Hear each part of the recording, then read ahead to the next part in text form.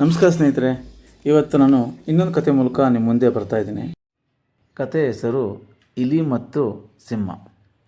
ಒಂದು ಕಾಡಿನಲ್ಲಿ ಒಂದು ಸಿಂಹ ಮರದ ಕೆಳಗೆ ಕೂತ್ಕೊಂಡಿರ್ತದೆ.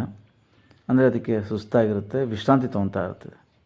ಅದೇ ಸಮಯದಲ್ಲಿ ಒಂದು ಇಲಿ ಬಂದುಬಿಟ್ಟು ಸಿಂಹದ ಮೇಲೆಲ್ಲ ಓಡಾಡ್ತಾ ಇರುತ್ತೆ. ಸಿಂಹ ಪ್ರತಿ ಸರಿನೂ ಕೂಡ ಅದನ್ನು ಅವಾಯ್ಡ್ ಮಾಡ್ತಿದ್ರು ಕೂಡ ಆ ಇಲಿ ತನ್ನ ತುಂಟಾಟ ಬಿಡೋದಿಲ್ಲ.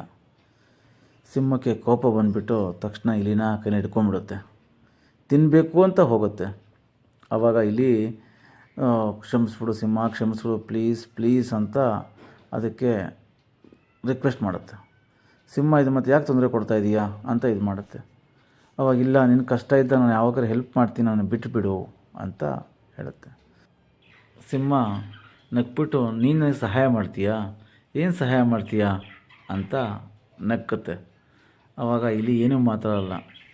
ಆನಂತರ ಸಿಂಹ ನಕ್ಬಿಟ್ಟು ಆ ಇಲಿನ ಬಿಟ್ಬಿಡುತ್ತೆ. ಹೀಗೆ ಇದ್ದಾಗ ಒಂದು ಸರಿ ಸಿಂಹ ಒಬ್ಬ ಬೇಡ ಹಾಕಿರುವಂಥ ಬಲೆಯಲ್ಲಿ ಸಿಕ್ಕಾಕೊಂಡ್ಬಿಡುತ್ತೆ. ಅದಕ್ಕೆ ಹೇಗೆ ತಪ್ಪಿಸ್ಕೊಬೇಕು ಅಂತ ಗೊತ್ತಾಗಲ್ಲ. ಅದೇ ಯೋಚನೆಯಿದ್ದಾಗ ಅದೇ ಸಮಯಕ್ಕೆ ಸರಿಯಾಗಿ ಇಲಿ ಅಲ್ಲಿಗೆ ಬರುತ್ತೆ.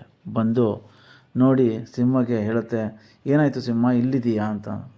ಏನು ಮಾಡಲಪ್ಪ, ಯಾರೋ ಬೇಡ ಹಿಡಿದು ಬಿಟ್ಟಿದ್ದಾನೆ, ನೀನು ತಪ್ಪಿಸ್ಕೊಳೋದು ಹೇಗೆ ಅಂತ ಗೊತ್ತಾಗ್ತಿಲ್ಲ ಅಂತ ಹೇಳ್ತಾನೆ. ಅವತ್ತು ನನಗೆ ಹೇಳಿದ್ನಲ್ಲ ನೀವು ಸಹಾಯ ಮಾಡ್ತೀನಿ ಅಂತಂದ್ಬಿಟ್ಟು, ಈಗ ನಾನು ಮಾಡ್ತೀನಿ ಅಂತಂದ್ಬಿಟ್ಟು ಬಲೆನ ಪೂರ್ತಿ ಇಲಿ ಕಚ್ಚಿ ಕಚ್ಚಿ ಕಚ್ಚಿ ಹಾಕುತ್ತೆ. ಅಲ್ಲಿಂದ ಸಿಂಹ ಸುಲಭವಾಗಿ ತಪ್ಪಿಸ್ಕೊಂಡು ಬರುತ್ತೆ.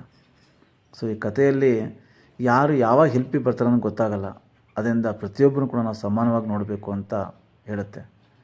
ಥ್ಯಾಂಕ್ ಯು ಗೆಳೆಯರೆ. ಕತೆ ಇಷ್ಟ ಆಗಿದರೆ ಲೈಕ್, ಶೇರ್ ಆ್ಯಂಡ್ ಸಬ್ಸ್ಕ್ರೈಬ್ ಮಾಡಿ.